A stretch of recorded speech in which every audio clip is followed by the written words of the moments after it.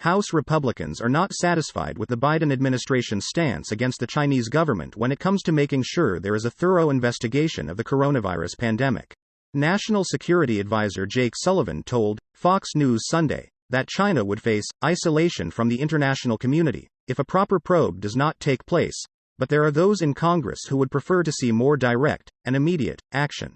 We are well past the time for vague threats and cheap talk, Rep. Rob Wittman, RVA, said in a statement.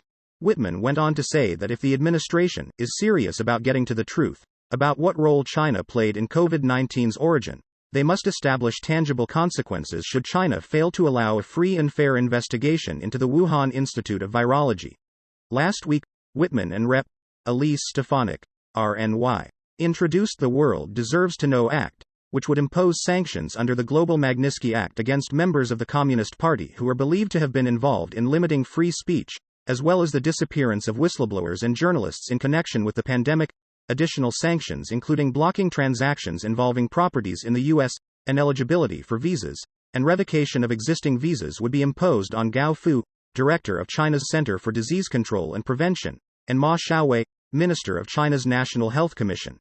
China's economy is highly intertwined with the rest of the world. Diplomatic pressure is going to be surface level, at best, the congressman said. We must exert targeted economic pressure, namely sanctions on key figures within the CCP. That's exactly what the World Deserves to Know Act does, and I hope the Biden administration realizes we must take a similar course.